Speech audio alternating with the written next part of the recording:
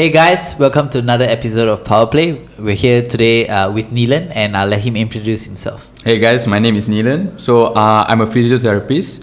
So I also play futsal. I work at Precise Rehab. It's a physiotherapist company. Okay, it's based in KL. Okay. We also have one branch in Penang as well. So I've been a physio for the past 3 years. So the company that I work with deals a lot with sports rehabilitation. So a lot of the patients that I see are also sports types of injuries. I see. Okay. So other than being a physio, you are also a futsal player, right? Could you give a brief summary on your playing experience, whether it's semi-pro or pro? Okay, so futsal I've been playing for a very long time. I first started playing when I was 11 years old. So I play as a goalkeeper, alright? So most of the time I was just playing in Taman up to when I was like 18 or 19. So yeah. This is in Doritis. Yes, land of Doritis. Hid of Doritis, okay. Where legends come from. Okay, sure. So I think around that time, that's when I met you, and then One United as well. Yeah. So we played together, and then that's when I entered the semi-professional setting. I see, okay. So been playing in that setting for around 7 years. Last year I had the opportunity to join KL City for a season. Nice. So it was a very good season, had a lot of experience there, played with many good players. Okay. Alright. So back now in the semi-professional setting with One United as well. Okay. So, now we know that you're a physio and you also play futsal. So, other than your futsal side, right? So when it comes to physiotherapy, what made you get into it? Okay, so back in school, like right after I finished my SPM, I didn't know exactly what I wanted to do, but I know I wanted to go into something medical related because biology and science was like my strongest subject.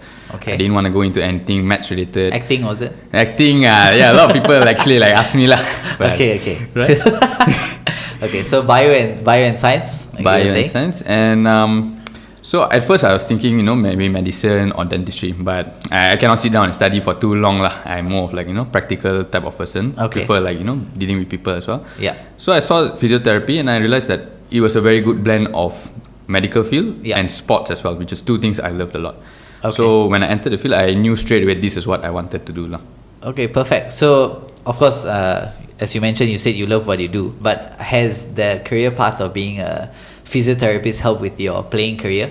Oh yeah, definitely. I think what is very what has helped a lot is now when I get like any injury or if I get any problem, I straight away know the steps that I need to take. You know, and I personally wish that everyone knew the steps that they could take.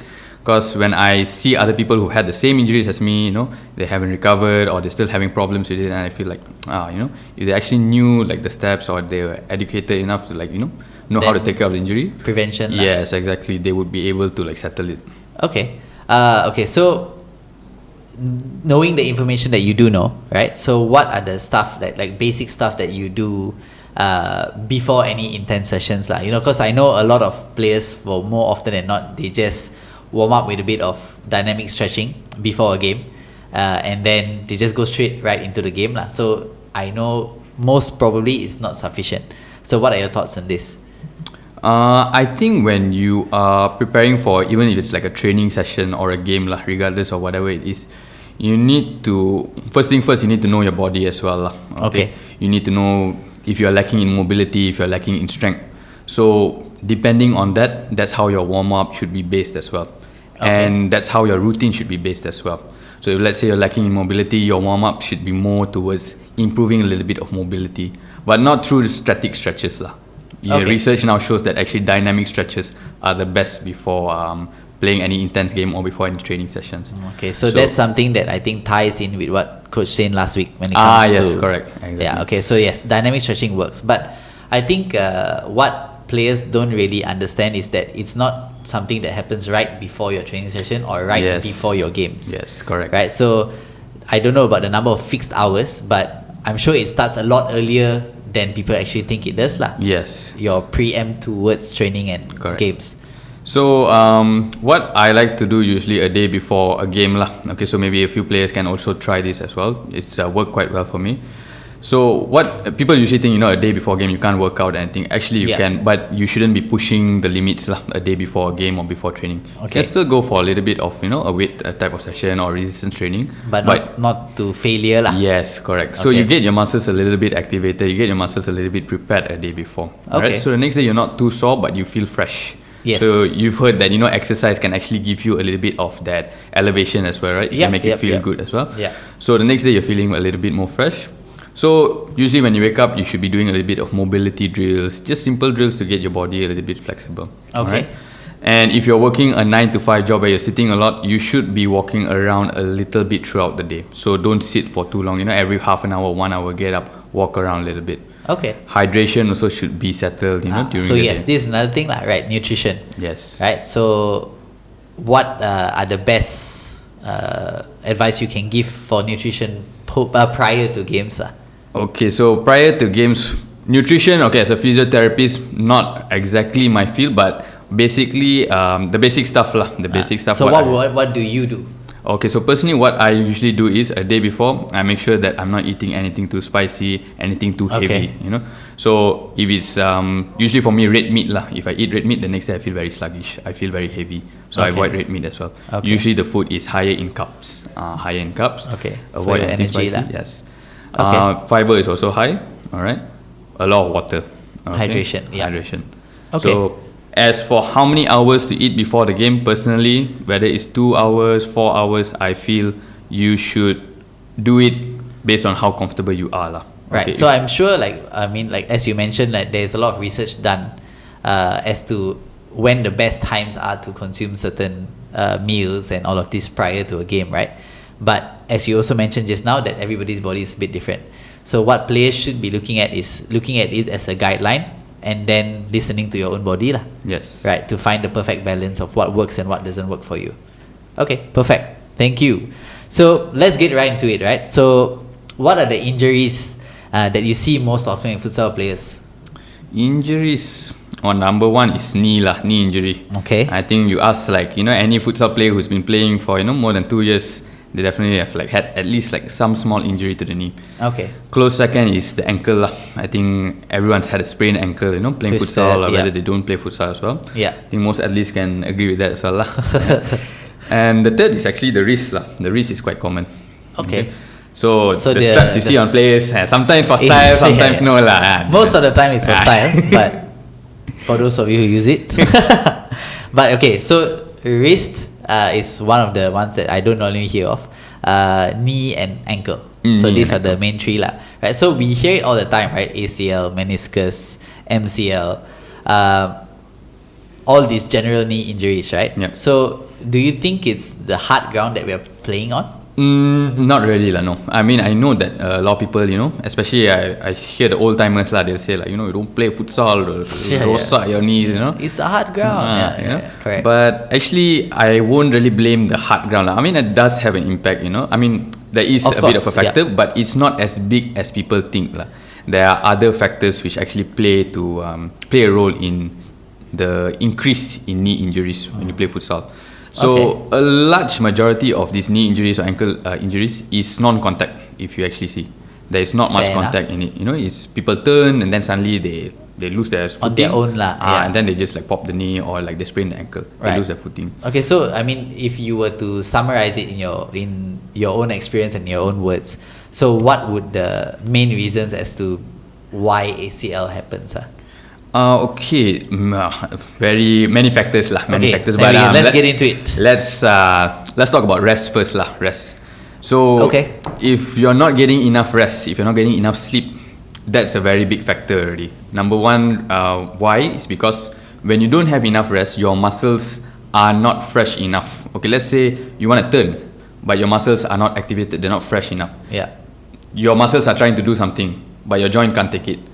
ACL snaps. Okay, that's one thing. Okay, another thing is maybe not enough strength. So strengthening training, it's not just for the muscles, it's also for these ligaments, these soft tissues.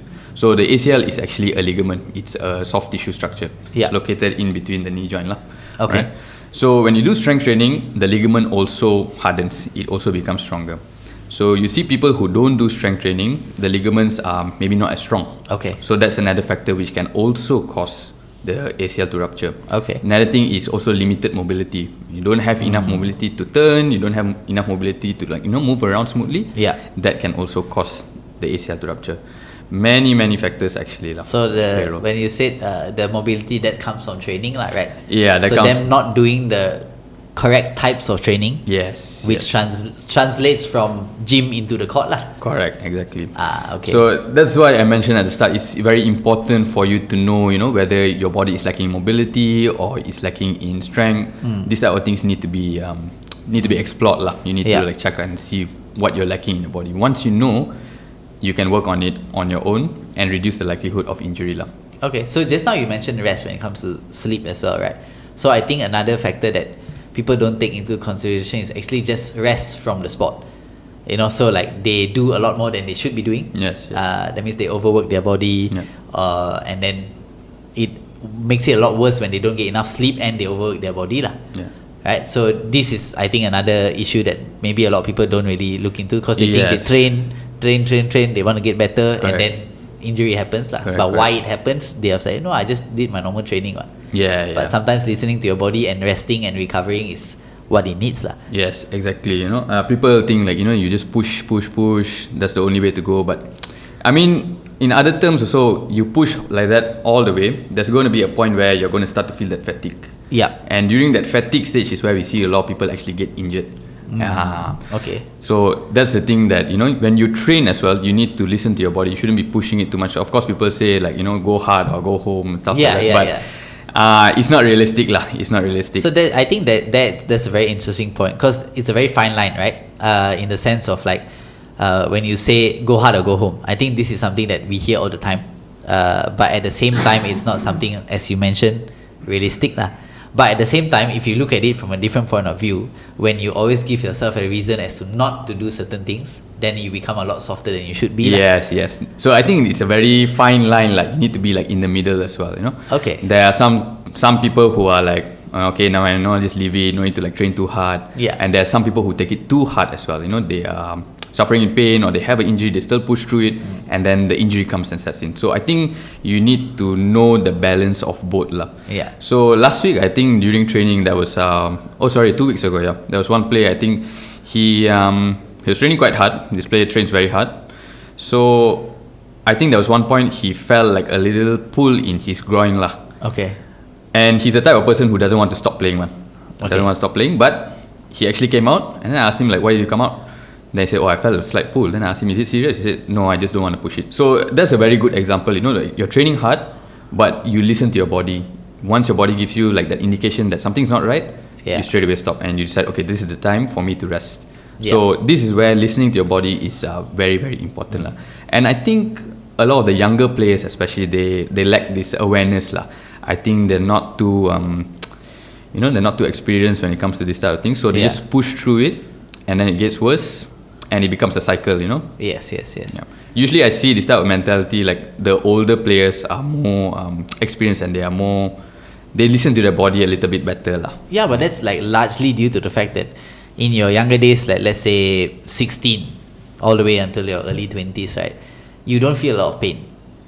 Even when you do, your recovery is a lot faster. Yes. Right? And then you just think, I mean, it's just a knock, I can go again tomorrow. It's just this, I can go again tomorrow. But what you don't understand or what you don't realize is that not resting here hits you down the road 5-6 years. Definitely. And then this is my own personal experience lah. Like I played throughout a lot of pain, early 20s, and then I wasn't sleeping enough, my habits weren't the best, I wasn't eating great, and then one of the football games, it wasn't a futsal game, a football game that I played, no one really tackled me. I just stopped, turned, and my leg was one way and my body the other way lah. So my ligament snapped. So this is the one you like flipped and then so I mean snapped, my leg flew in the air, so I don't know what was that going on. Kabaddi vibes lah. Yes, but this is what I think, like until it happens to you, you think it will never happen. Exactly, correct. And then you hear it all the time lah. They tell you, okay, take care of this, take care of that, and then at the back of your head you're thinking like, no lah, it'll never happen. I mean, I'm okay, don't worry, I know how to take care of myself. And then it happens, it's too late. And these are the things that I think players should be really aware of. Yeah, Because to correct. come back from an ACL injury is not a joke lah. Yeah. You know, it took me a year to get back to playing competitively. It's not just the physical aspect of it. It's your mental game. Yeah, it's so tough lah. Yeah. So like, I mean, an example would be like Ayun lah. I mean, he's Yeah. training back after 5 months, which for me at that point in time, at 5 months, it was not anywhere close to me training in the competitive side of things lah. Yeah, very impressive lah. The way that I've been like following his reels and all. It's very. But I mean, he's a mentality monster lah. Yeah. So I think in that part of it, and he also loves what he does. So I think he already has 90% of the things right. Yeah. And then so he's working on the 10% lah. Yes. But for most players, especially those who are not playing pro, they have 10% right, and 90% of the things they're doing wrong in terms of rest, recovery, nutrition, strength and conditioning. So Correct. many other factors, right?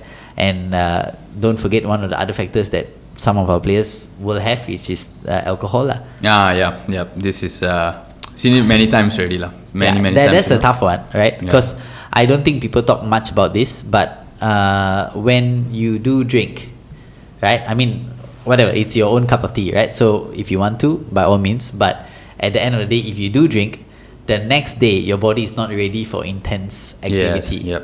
But more often than not, people think like, oh, let's get a sweat in. Yeah, I feel amazing. yeah. Correct. And we go. And then this is when a lot of injuries do happen lah. Exactly. Yeah. Correct. I mean, personally also it's happened to me lah. Okay.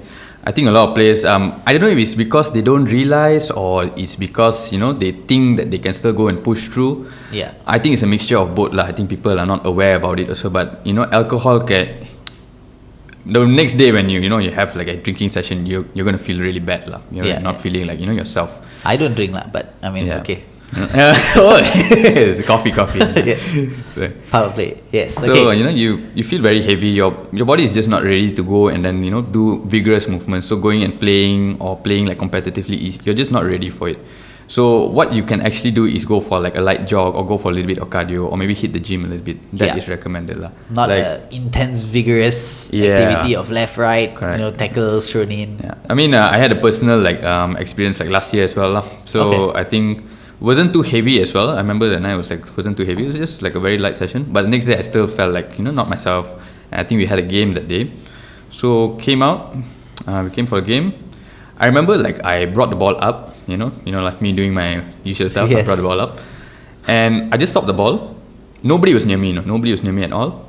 I just saw our opponent running towards me. I just shifted to my left foot, and I've never felt this before in my life. My left leg my ankle was it just gave way. My ankle just gave way, and I just sprained my ankle. I've never felt that before in my life. Yeah. Then it was very frustrating. But when I went out, I was asking myself, how did this happen? Then I realized, the signs were there from the start. My body wasn't feeling itself, and you're feeling very heavy, not fresh. And a lot of players who injure themselves after drinking, they mentioned the same thing. Yeah, body not ready lah. Body not ready. Yeah. So I mean, as you all can see, it's there are a lot of factors lah, right? So, and if you are not aware of these factors, then you will never be in a position for prevention, right? And then when it happens, it's too late. Then you have to go through the process of recovery. And then more often than not, most of the people I know who have had ACL tears end up giving up playing lah. Yep. Because it's a tough thing to come back from lah. Very big. So like you said, it's not just physically, it's mentally lah. And then you think about, okay, is it worth it to play? Because if I have to go through this again, but at the end of the day, it is possible. Yes. If you really want to, but you have to take all of these factors into consideration lah. Yeah. Okay. I think there's some insight. So if you have some questions for Neelan or myself, I've had a few experiences as well. Please, by all means, shoot them our way. Yeah. Let's move on to something. So, physiotherapy, right? So, I wouldn't say it is common knowledge yet for everyone with an injury or any pain to be like, hey, I need to go see a physio. More often than not, people just resort to, okay, I'm just going to rest at home. Yeah.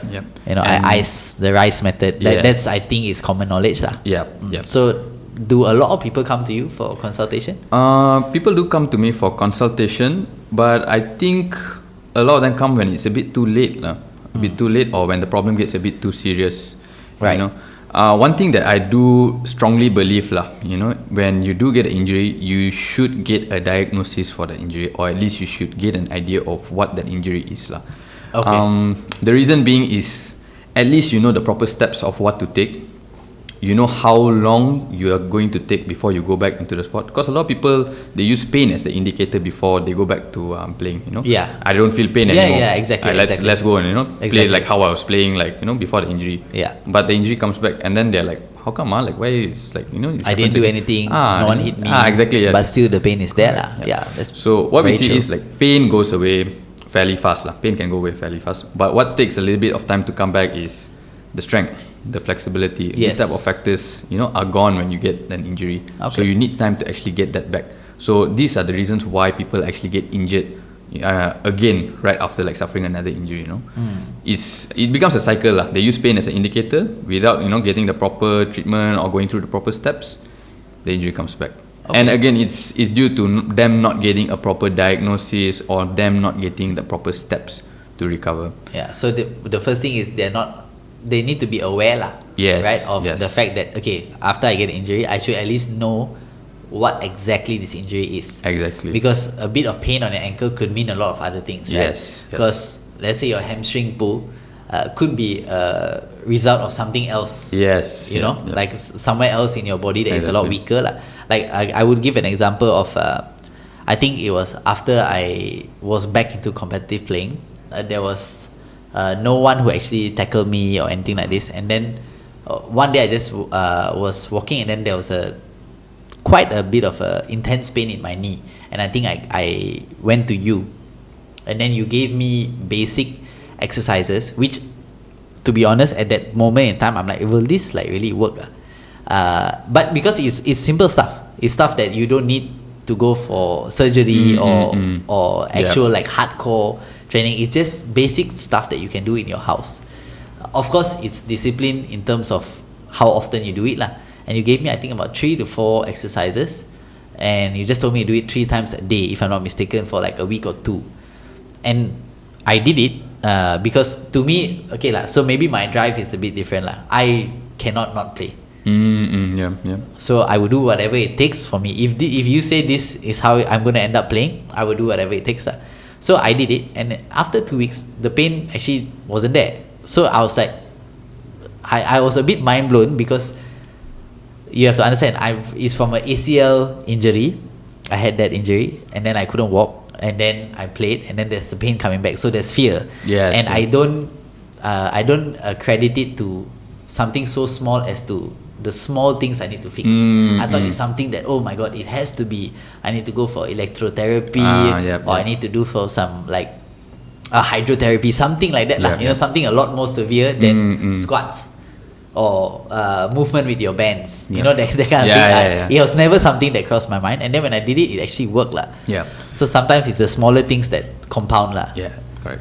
I think a lot of people, they are not aware about how impactful that exercises or movement can actually be in helping them reduce their pain lah. Yes. Because even in the clinic that I work in, a lot of people, there are people who come in time to time, and then we tell them what they do. This is the first time they come in, so we tell them what they do.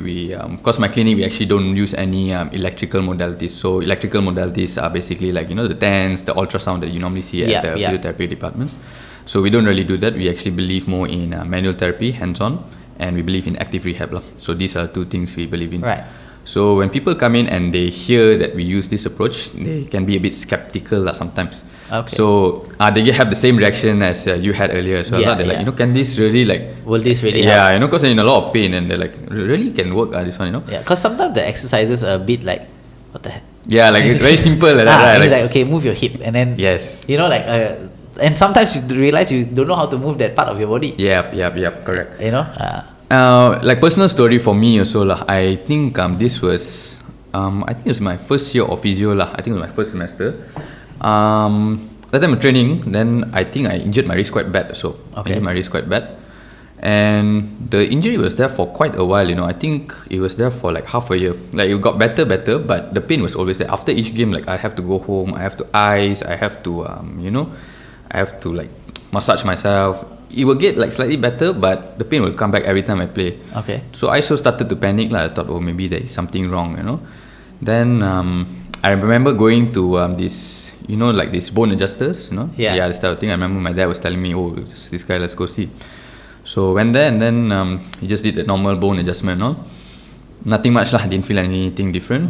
Then In that moment, was there relief though? nothing, actually nothing. Okay. Then I remember like after a week, I just told my dad, I think I'm just going to try physio lah. I'm just going to try physio. Then I remember, for that first session, the session was so simple. The physio there was quite good physio as well, I remember. The exercise that she asked me to do was just basically just put my hand out, move side to side like this. Okay. And I had the exact same reaction. I was like, how is this going to help lah? It's too small action for it to get that much results. Exactly. I was like, you're asking me to do this 100 times a day, like what am I going to get from that? Yeah. And not kidding, right? 2 days after that, so much better. Yeah. I was blown out of my mind after just 2 days. So I think physio along the lines, I think one of the better ways to describe it is teaching you the simpler ways to solve the major problems in your physical attributes. Correct. So I think people don't really see the need for it because number one, they're not really aware that they need to see a physiotherapist. And also as you mentioned, there are a lot of other methods. So I mean, just to get your thoughts, what do you think of the other methods? I know there's Urut traditional, there's acupuncture, there's chiro, there's all this. So what are your thoughts on this? I think everything is good, but everything is not used to fix all the problems. Even in the physio setting, there are some problems that we cannot fix as well. Right. So that's when we refer them out to other type of practitioners like cryos or bone adjusters. Okay. So I think you need to know what your profession does as well, what it can help with, and what is the limitations as well. Okay. So for physiotherapy, it deals a lot with movement improvement, injury rehab as well. So usually for joints, we do treat. So how chiros usually work is they do a lot of manipulation. So imagine this is a joint. So in between every joint, you have a space. Okay. So for physios, usually when we work on the joint, we can move the joint between, we call it grades. Okay. Grades. So grade 1 is just moving the joint, in a very small grade. Grade 2 to 3 is moving it in bigger spaces. Yeah. Okay, grade 4 is towards the end range. Now what chiros do is something called grade 5. That's the one where they do the manipulation, the cracking. So they go towards the end and then they crack the bone. So this is to give the joint a little bit of space. This to give the joint a bit more mobility as well. Okay. Sometimes it's also to put the joint into a more optimal position. So if you have a joint which is a bit out of place or a bit not in the optimal position, then yes, chiro can definitely help. But if it's more of a muscular issue, then a physiotherapist will probably be more helpful. If you want to train the muscle back, or if you want to get strength back, if you want to get the mobility or the tightness of the muscle reduced, definitely physiotherapy. So this leads back to getting a diagnosis. Yes, exactly. So interestingly, in the US, chiros and physios, they work hand in hand together. It's a very what do you call it? It's a very synergistic type of approach. Okay. Over here it's very separate. It's we got beef with one another, but actually there's no beef. There shouldn't be beef. Yeah, exactly. Because you're taking it's people's health. Exactly, correct. Yeah. End of the day, people's helping people is what we need to do. It's not about one person is better than the other. Yeah. Okay. And then also, I think this maybe I wouldn't say a sensitive topic, but I think this is a topic that people don't really talk about is the fact that it costs money to go to a physio, right? Yeah. So could you share your thoughts on this? Do you think it's too financially demanding, or do you think it's they should be paying this price? I think it depends on. It is a very tough topic as well. There are some people who can afford it, some people who cannot afford it. So in the futsal setting, of course, a lot of people who are playing are in their early 20s, late 20s. Yeah. So not everyone is very, very financially stable, which is something that I definitely understand as well. You know? And I think in today's setting, physiotherapy can be a little bit costly as well. I mean, even in the clinic which offer the lowest rates as well, I think even one session can be around 90 ringgit, which can be a lot for a person as well. But sometimes they really do need it. But at the end of the day, I think it's should there be a price on you being able to do what you love doing? Yeah. I mean, if playing is what you want to do, or for some people it's not even playing. For some people it's just being able to do what they want to do on a daily basis. Yeah. Walk down the stairs without pain, carry a backpack without feeling a shoulder tug or a back pain. You know, this kind of stuff. If you can't live your day-to-day life without feeling pain, correct, then is it really that worth it not to pay? I don't think so lah. My advice usually to people who are very in like a lot of financial constraint, like they have a lot of financial constraint, is to go for at least a few sessions to find a way to self-manage the problem. Fair. Yes. Okay. And try to self-manage it to a point where you feel like, okay, you're stuck, and then you go back and then see how you can self-manage it again. So whether you have an ACL injury, whether you have an ankle sprain, you should still go and get it diagnosed. Speak with the therapist and ask how you can self-manage it, how you can tailor the rehab process in that certain time frame. So at least you know what to do within that certain time frame. Okay. Yeah. Because if you self-manage without a proper diagnosis, what can actually happen is in the long run, the severity of what you're going to go through is going to be like 10 times worse. Yes, exactly. Right? Exactly, and then, correct. I mean, I think I'm not mistaken, it leads to like osteoporosis and stuff like that as well, right? Definitely. People don't realize it now, but over the long time, when it goes down a few years, they'll start to feel it as well. Yeah, so some people lose the ability to walk properly, this kind of stuff. So I think... Oh, you mean osteoarthritis, right? Yes, yes, osteoarthritis, yes, my bad. Yeah, so that's what I meant lah. So I think when you put a price on something like that, like you mentioned, yes, it is stiff for some people, but at the end of the day, to get a consult and to get a few, I would say, sessions in, just to get an idea and a baseline as to where you can start off from. Then later on, if it's going to make your life 10 years down the road so much better, I think it's something that you need to invest in lah. Because if you're not going to invest in your life, then what was the point lah? I think if most people might not realize, or most people might maybe not know, is that they can actually speak to the therapist when they go for like the first session and say like, maybe they can lay it down and say, oh, I won't be able to commit this many sessions because of this. And then say that, I'm on my rehab plan. I want like an outline of how my rehab plan is going to be, so at least I know like in this timeline. Get a gauge of your payment plans and stuff like that. Correct. Okay. Not just in terms of the payment plans, but like in terms of like what exercises can I do in this stage, what can I not do at this stage. Yeah. So I mean, physiotherapists, I mean, at the end of the day, the idea is so that you solve the problem, correct? So I don't know if this is true, but there are a lot of places whereby you get a temporary fix and then you get a return customer lah. I don't know which field is this specific to, but I mean, this is one of the things lah. But in general, for physio and stuff like this, the end goal is so that it's pain relief, right? And normality of whatever it is they're doing lah. Okay.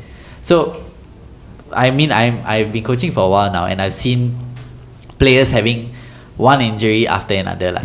Right? So if you could summarize it into a couple of pointers lah. What are the ways to curb the issue of injuries?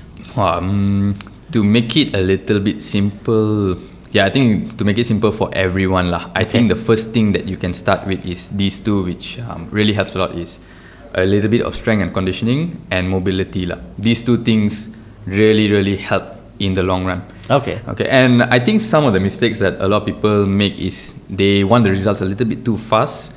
But they need to understand that these two things, strength and conditioning and mobility, it takes a little bit of time to actually set in.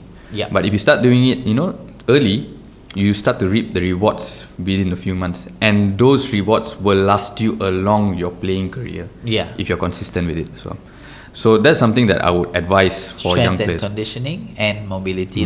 These two simple things. If you're not going to pay attention so much to the diet or the hydration and stuff like that, these are two things that you can actually like do. And also, I think it doesn't do them any harm if they just get educated on what they need to be doing. Correct. Because if for every single thing you need to go and refer to somebody else, I mean, information is prevalent, right? It's like it's everywhere. Now you can just look it up. And I think you get, a relatively decent approach to mediate whatever it is that you need to do. If you just put in a bit of effort lah. And then you pair that with a bit of strength and conditioning and mobility, as you mentioned, and you should be good to go lah. Exactly. These two things really, I've seen that it helps so much in just reducing the chances of injury lah.